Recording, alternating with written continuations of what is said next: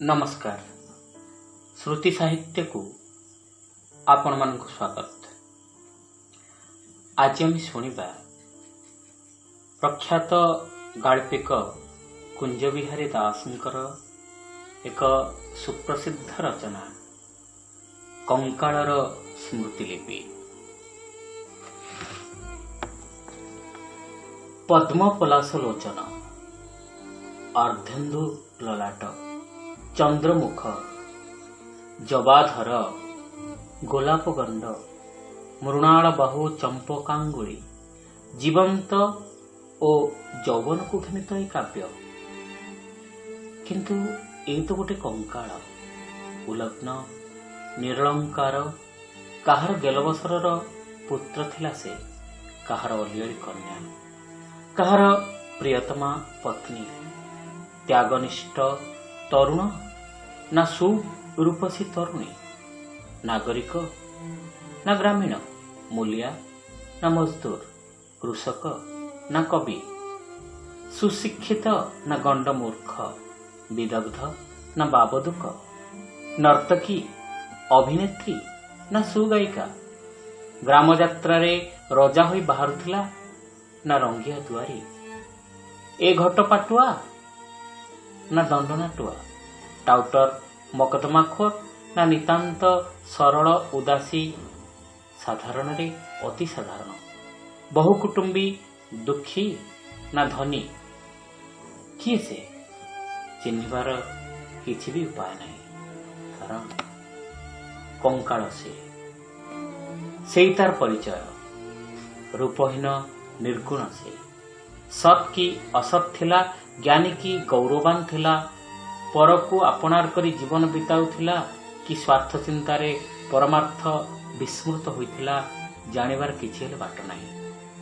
केते जमी जमार मालिक थिला से काहार जमीदार महाजन ना काहार खातक मर्त्यमंडल रे केउठी तार बासस्थान थिला कुटीर रे ना सौधरे तरुतृण भरा काकली झंकृत पल्ली रे ना जानवाहन गर्जित नगर रे काहार अभिभावक गुरु बा दिशारी थिला से काहार महाप्रसाद बंधु ज्ञाती कुटुंब समुदी ससुर थिला से सड़ा बा सोदर नामहीन संज्ञाहीन गोत्रहीन मृत्यु तार मानविक परिचय को निश्चिन्न कर देछि।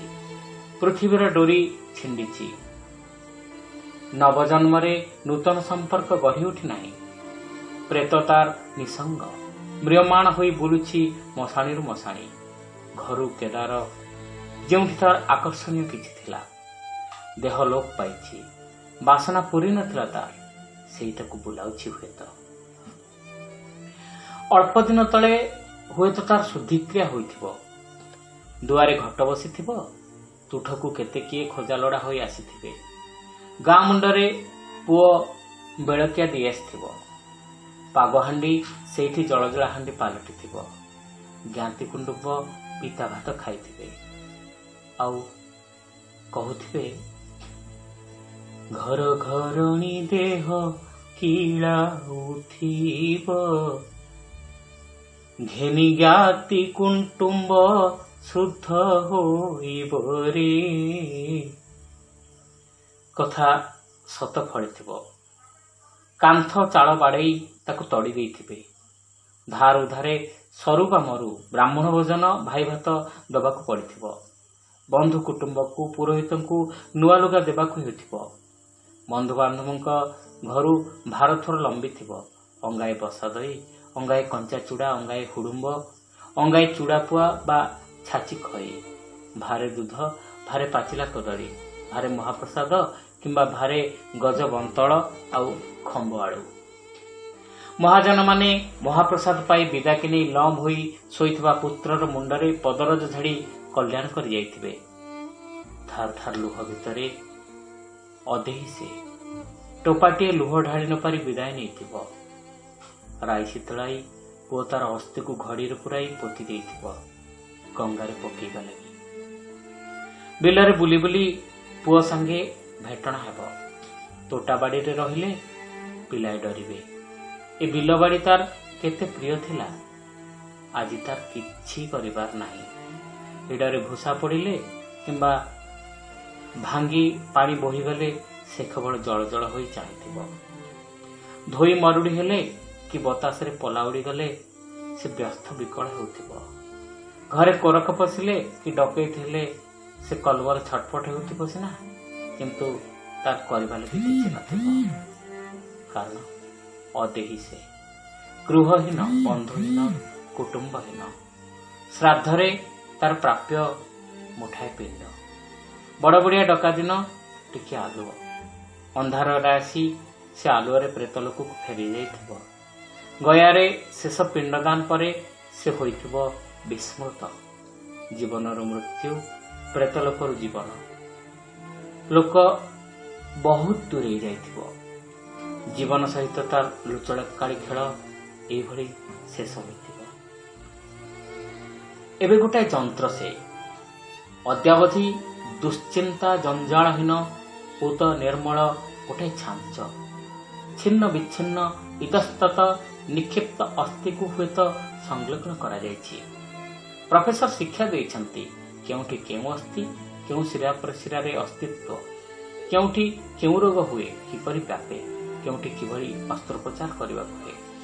मृत्यु जीवन को देइछि एई दक्षिणा। अभिज्ञता शिखाइब, अनुभूति मर्म ज्ञान देव। चिकित्सा और अस्त्रोपचार रिहर्सल हेब। एठी मृत्यु अप्रयोजनीय नुहे। जीवंत जीवनर परिपूरक से भूमिका। जीवनर समीक्षा लगी प्रेक्षागार परीक्षित द्रव्य परी मृत्युर आत्मदान एकांत महनीय। मृत्यु जीवनर वैतालिक संहार सृष्टिर संवाहक, प्रलय सर्जनर आवाहक। तिने कुटुंब पोषण रे तार प्रयोजनीय भूमिका थिला, किंतु सामाजिक बा सांस्कृतिक कार्य थिला से नितांत अदरकारी। एबे ता बिना आनाटमी बा फिजियोलॉजी शिक्षादान असंभव। प्रोफेसर हाथ बारसी से छात्र मानकर परीक्षार्णवर कर्णधार। सेतबेले डाक्तरखाना रे कंकाल को देखी केते कौन भावी जाउथिला।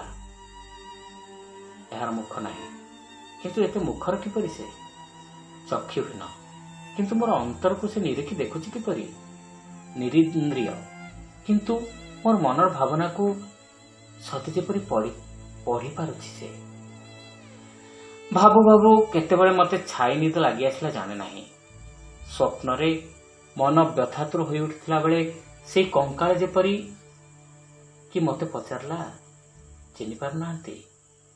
मोठारे जीवनर की संकेत अछि जे आपण चिन्हिबे? नामहीन, धामहीन, आकृतिहीन। मो पछरे सबु कहानी सांगसाथी भूली जाइछंती। मो आगर सबु स्वप्न कल्पना अपसरी जाइछि। आमे परे गोटे कोठरी थिले। आपनकर बेड नंबर 1, मो बेड नंबर 3। आपण श्वास रोगी, प्रसिद्ध कवि, तेणु आपण पाखे डाक्तर और बहु विशिष्ट लोक भिड़ जमे थांती। मो पाखर तो जन गोटे क्लास हुए। स्टेथोस्कोप हाथ में पकई बड़ डाक्तर लेक्चर सतेज पर छात्र छात्री मैंने पी जाउथंती। ब्रजबाबू आम दुही को ऑपरेशन करथिले। मोर 7 घंटार ऑपरेशन अति जटिल। कैंसर को एने हलदिया कामल, शरीर रक्तहीन, बयस 50 ऊर्ध्व, मृत्यु सुनिश्चित। दरिद्र को कर्कट रोग धरिबार सीधासलख अर्थ एया, किंतु डाक्तर चाषी पर निलठा। चिकित्सा करिबा तार कर्तव्य, जेपरि चाष करिबा कृषकर कर्म। फसल हेबो कि नाही, रोगी बंचिबो कि नाही, कृषक बा डाक्तर केही कहि पारंतनी। किंतु पुणी रोगर परीक्षा निरीक्षा लगी बहु देह लोड़ा पड़े। मूषिक, राबिट बा मर्कटर देह पर देह। पुणी कथा अछि, उपाय कर। बंचेबा लगी चेष्टा करू करू मरीगले दुख नाही, किंतु निशेष होई मरीबा को देबा अधमता। ए ऑपरेशन सफल हेले मूल्यवान श्रीअंग मानकर ऑपरेशन छुरी लागिबो। डाक्तरंकर साहस प्रतिष्ठा बढ़िबो। हुएत से जगत विख्यात होई जिवे। दिगे दिगे तांको डकरा पड़िबो। लक्ष्मी तांको प्रति सुप्रसन्न हेबे। 7 घंटा काल टेबुल पकाई मते ऑपरेशन करा जायथिला। खाइबा लागि डाक्टर को अवसर काहे? ऑपरेशन बेले तांको पाटिरे रसगोला संदेश मड़ा होइतिला, कॉफी पियाई दिया। डाक्तर प्रकृति महायोगी से असीम तांकर धैर्य, कष्ट सहिष्णुता, उद्यम जीवन मूर्छा साहस अचलती। जेपरी समवेदना प्रवण मानव सेपरी सुकौशली विज्ञानी से। ऑपरेशन तांको कार्यर प्रथम अध्याय। द्वितीय पर्यायर बहु डाक्तर विफल होती, कारण चिकित्सा लगी डाक्तरी विद्या यथेष्ट नुहे, पदे पदे मानविकता आवश्यक होता है। मो ऑपरेशन लगी डाक्तर ब्रजेंद्र रक्त चांदा करी बुलीथिले। अनेक बोतल रक्त ज्ञान गले रोगी बंचबनी। धनी रोगी धनी छात्र दानवीर सोनाबधन्य ब्रजबाबू बोतल बोतल रक्त डेकोड्रन इंजेक्शन चांदा करी आनिथिले। सहकारी doctor, house surgeon, nurse, Behera समस्तंकर मो प्रति दृष्टि थिला। यह मुख्य डाक्तरंकर कड़ा नजर जोगु निज वार्ड रे दृढ़ श्रृंखला रक्षा करने को चेष्टित थिले मुख्य डाक्तर। नर्स इंजेक्शन पर इंजेक्शन फोड़ी चलथिले। देह जड़ पलटि जाइथिला। भीष्मंक सरसज्जार अनुभव होइथिला मोर। एने ग्लुकोज तेने ऑक्सीजन। डाक्तर मो लगी पॉकेट शून्य करथिले। असहाय प्रति जेतिक समवेदना, आत्म प्रतिष्ठा लगी सेतिक व्याकुलता थिला तांकर। आज सुख कि दुख मते किछि स्पर्श करि पारु नाही, किंतु केते दिन तळर डाक्तरखाना से जीवन से भली दुर्भाग्य न पड़ले किए अस्पताल को आसे। डाक्तर दुख कष्ट देखि देखि सेथि प्रति उदासीन से। रोगीर विकल चित्कार तांको कान बाजे नाही। सम्मुखरे कराल मृत्यु, किंतु से विचलित नहीं। रोग व्याधिर जंत्रणा, मुमूर्षुर हाहाकार मध्यरे निर्लज प्रेम लीला। तरुण डाक्तर, तरुणी नर्स अनासक्त रात्रिर गभीर निर्जनता को नष्ट कर दियंती सेमाने। वेदनातुर चित्कार, रोगीर कोलाहल, मानिनीर मानभंजन, जगुआली कुकुरर गर्जन मध्यरे बहु निद्राहीन रजनी बीती जाए। बहु नास्तिवाचक मध्यरे रोगी जीवन मरण संग्राम चली थाए।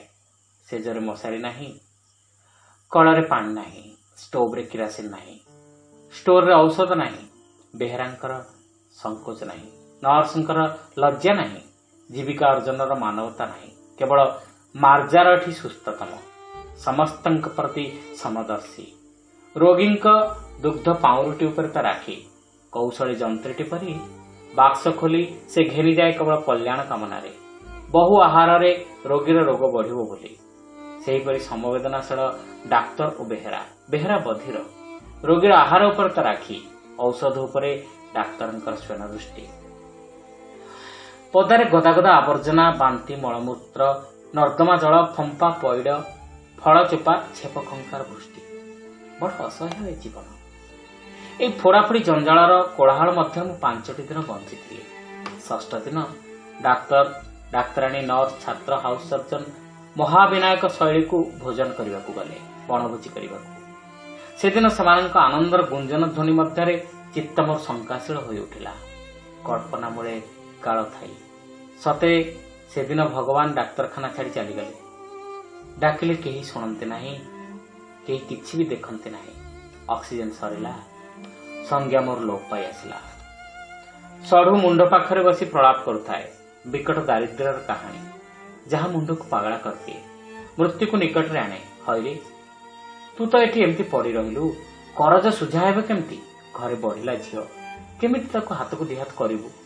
सबु अलंकार पत्र बासन कुसन तो बंधा पड़ी, मुकुड़ा हब केमती?